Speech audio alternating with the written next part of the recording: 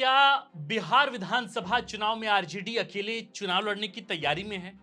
क्या सहयोगी कांग्रेस पार्टी की असहमति के बावजूद आरजेडी ने तय कर लिया है कि मुख्यमंत्री का चेहरा तेजस्वी यादव ही होंगे? क्या मुख्यमंत्री के चेहरे पर कांग्रेस और आरजेडी में ईगो की लड़ाई चल रही है?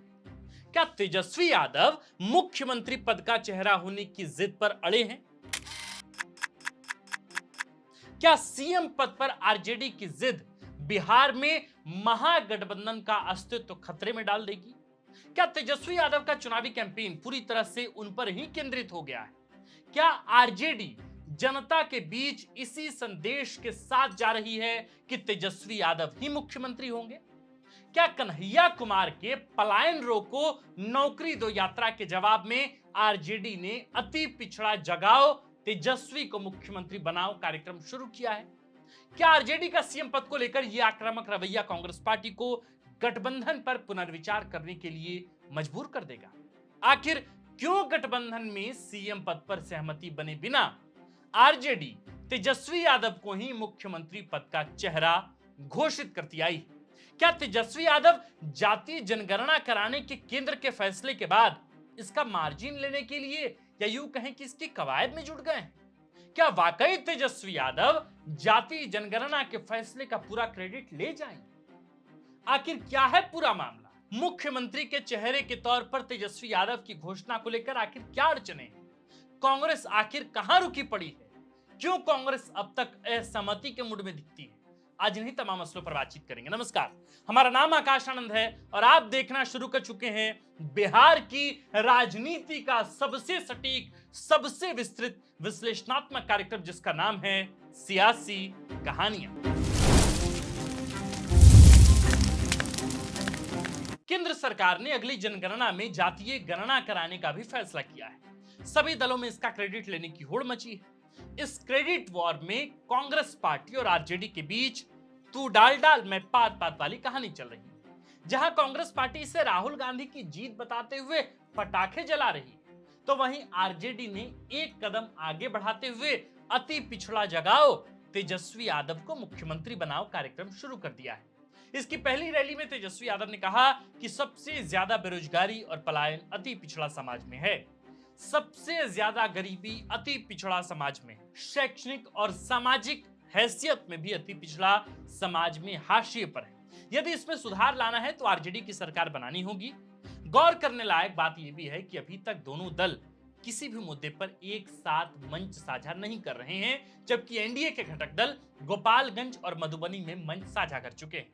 नीतीश कुमार की अगुवाई वाली पिछली महागठबंधन सरकार में बिहार में जातीय सर्वेक्षण हुआ था और अब केंद्र की मोदी सरकार ने देशव्यापी जातीय जनगणना कराने का फैसला कर लिया है। उन फैसलों के आधार पर नीतीश कुमार और भाजपा के पास जातीय जनगणना का श्रेय लेने का स्पष्ट कारण है। लेकिन बिहार में हुई इसी जातीय जनगणना पर कांग्रेस पार्टी और आरजेडी के बीच मैं तक नहीं, यानी कि समानता नहीं।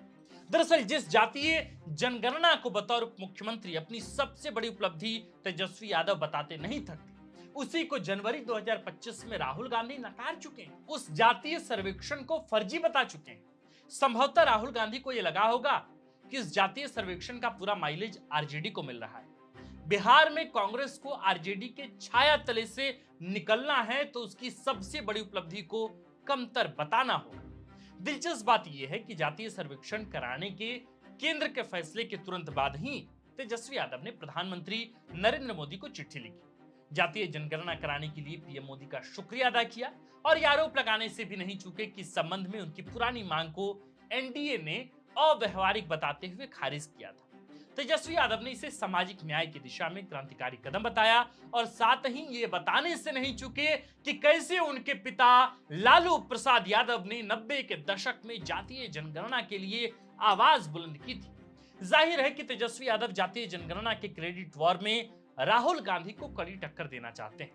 बिहार में हुए जातीय सर्वेक्षण के आंकड़ों के मुताबिक प्रदेश की 13 करोड़ नागरिकों में 63% अति पिछड़ा वर्ग है।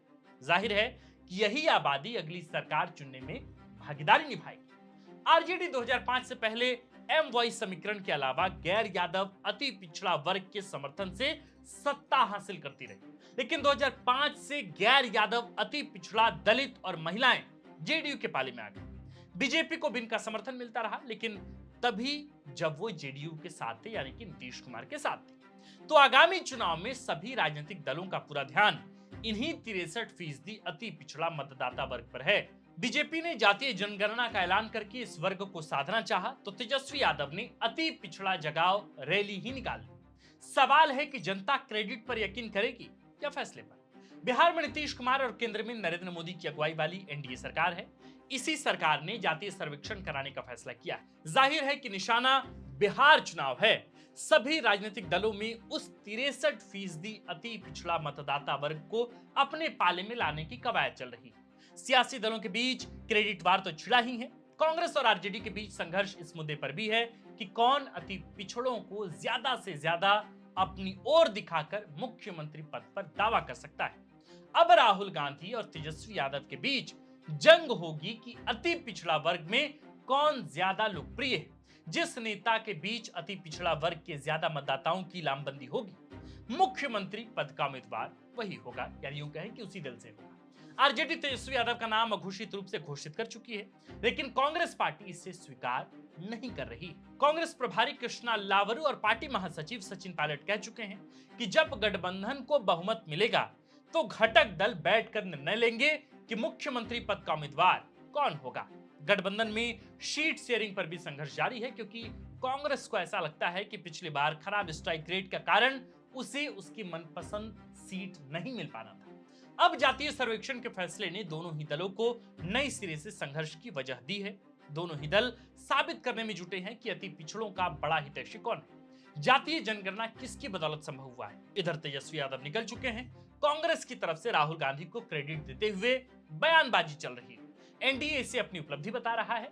आखिर में तो सब जनता जनार्दन को ही तय करना है कि क्रेडिट किसे जाए। तो मेरे प्रिय सुधी दर्शकों, मेरा आपसे एक सवाल है। आप दर्शक हैं, अगर आप बिहार के वोटर हैं तो आप हमें थोड़ा अपना मूड बताइए, अपने इलाके का मूड बताइए।